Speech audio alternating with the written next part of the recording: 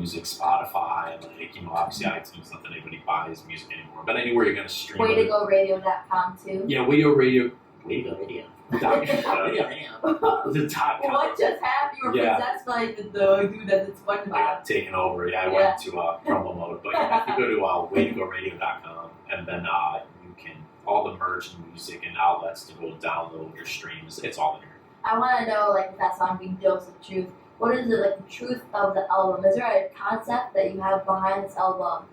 Just the main thing was the actual name Way to Go Radio stemmed from basically, you know, like, there's so many different ways to get your music nowadays. I mean, if you're going to like a mainstream radio station, a lot of times you get frustrated because like a new band would come out, you know, for example, maybe like Red Hot Chili Peppers, you want to hear that new single, but then they're playing something from 20 years ago. So that was just like one day in my car, you know, I just put on, let's give it a shot. And I was like, Way to Go Radio, you know, there you go, like you're blowing it. That's how that kind of came up. And then all the different things in between of like, you know, trying to create an album and different things that would happen that would make me frustrated. You know, I was like, all right, you know, Barriers was kind of a cool name for like the album because that's what you're trying to do.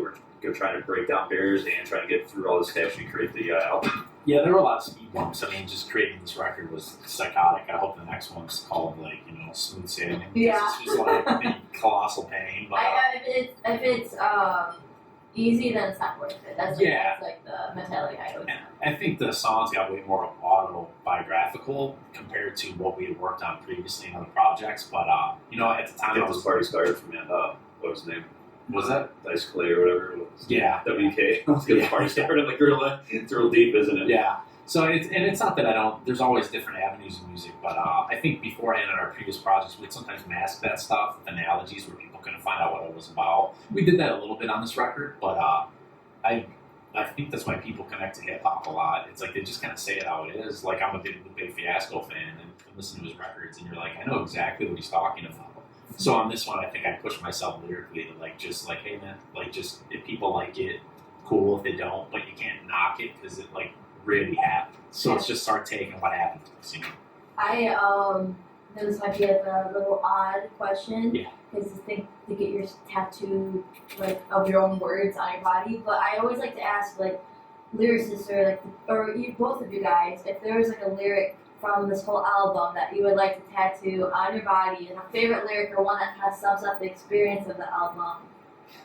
What would it be? I see that you both kind of have tats going on right now too. I saw. Yeah, he's pretty sleeved up. I'm always adding and collecting, but you go first there. I don't know. I would probably, even though it's not a part of like the lyrics of a song, I think I would just like to get maybe like artwork of actually like the barriers, kind of like, you know, like symbolizing, you know, something that what the actual album was itself. Joe Carsnio over at BT Design is always talented. Like, he's done a lot of our stuff. He's awesome. So I would probably get there's a song, I'm trying to think now, Definition of Close. I really like the lyrics in the second verse. It's like, but they're way too long to tattoo anyway. But it'd be like, I'm the hologram, impervious to pain, bending light and lies till the reflection stays the same. And I like that. Like, I like just kind of the wordplay on that. Yeah. You know, I like the flow on that verse. If I had like lyrically push something and take it out and like, let's say, just present that on paper, I think that song's got some, you know, probably the best lyrics on the record, I think. I don't want to mess it up, but as we were listening to, I think it was Dustin, there was a song where I was like, oh my god, I love this lyric, and as I was listening throughout the album, I feel like this one definitely stuck out to me, but I didn't want to misquote it. It was the one of Dustin where I know he's counting the score.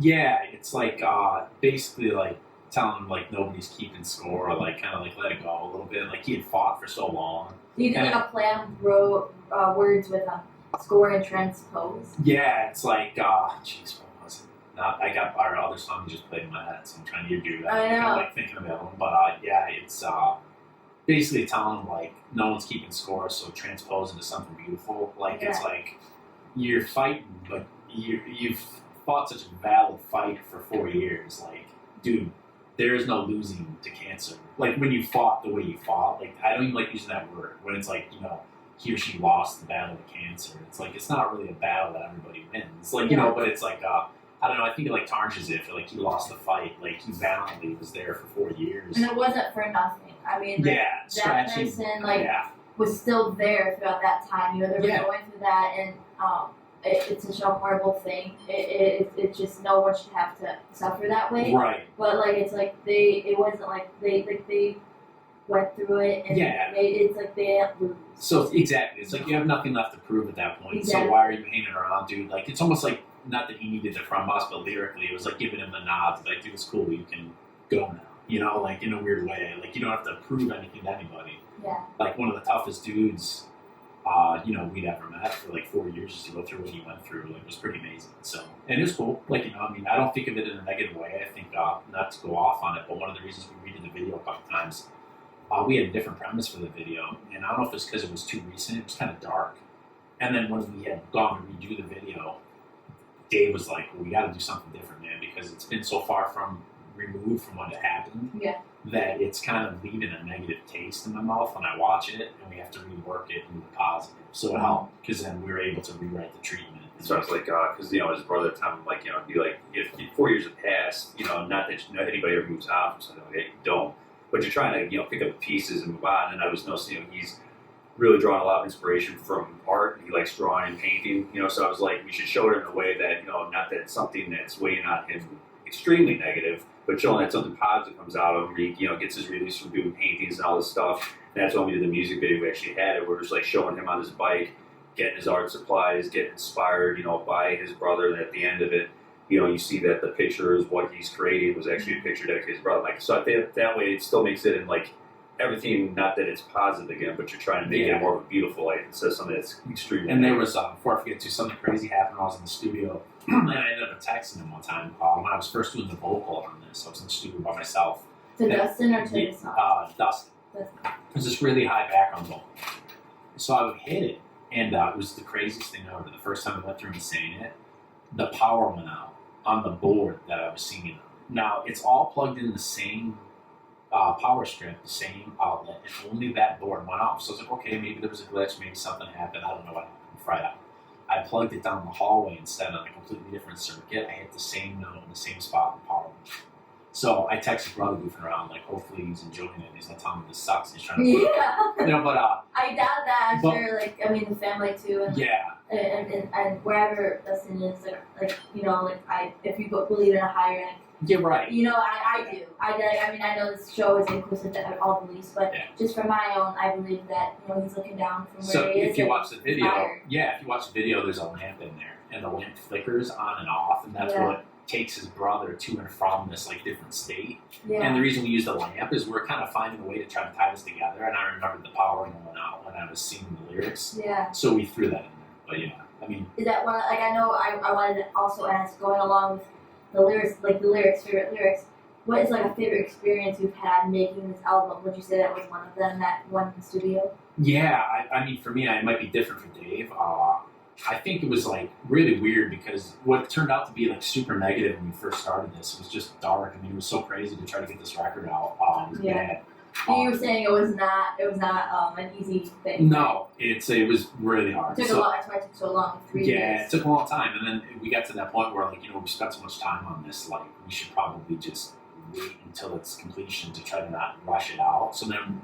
Maybe I was a little too crazy and I kept going back over stuff, but I don't know for Dave what song would be the most.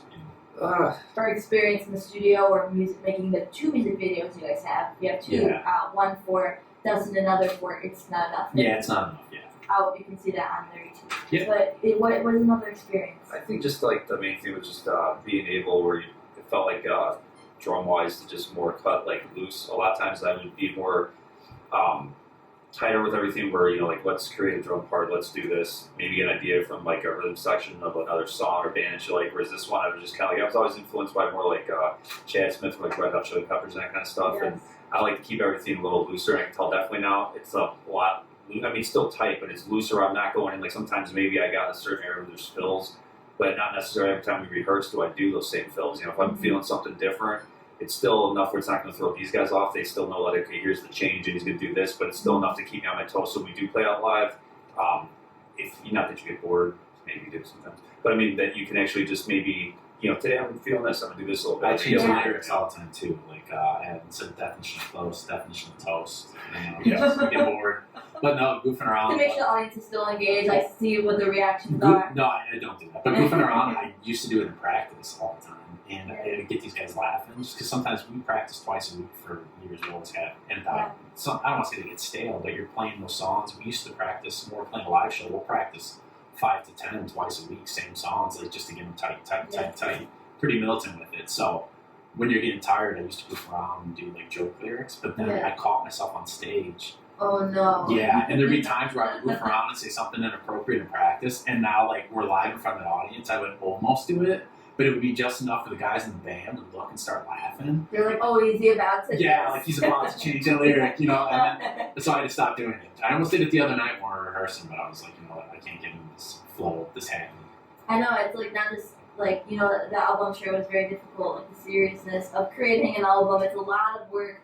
And it takes a lot of energy, blood, sweat, and tears. So it's good that you guys kept it lighthearted at times, you know, and it should be fun, you know. You made this such one a great wasn't, album. but hopefully the next one.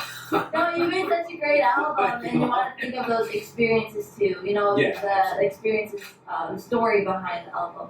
I'm loving Barriers. We have another half hour, so we keep on playing songs, and we'll be back with Way to Go Radio, talk about, you know, future plans. But I want, since we're just talking about it, let's play Definition of Clothes. Can I have a few words on the song? Yeah, the song was actually, it was crazy. It was written after I watched Mad Men episode. I love Mad Men. Yeah, and I normally don't write stuff off television or whatnot, but I was going through some stuff, and it was really kind of the main character, Tom Draper, John Hamm. Is it Ham or Ham? I don't know.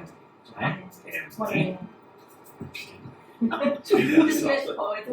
one of the guys that was also over to Peace Square Mango back in that superhero show. He was streaming. But he had this one episode where he was like removed from his ex-wife, and he was, I don't know, trying to like get back in there or whatnot. And all of a sudden his ex-wife, he was like, you know, it's something like I feel close to or something. She was like, yeah, your definition of close scares me. And then it stuck with me. So then I remember, like, later on, I remember the phrase definition of close, and I used it to do the lyrics. So that's what this one's about. I think of John Hamm. That's right. Dreamy eyes. Go to that magic place. Definition of Close by Way to Go Radio here on FM 89. Coming up next. It's not enough.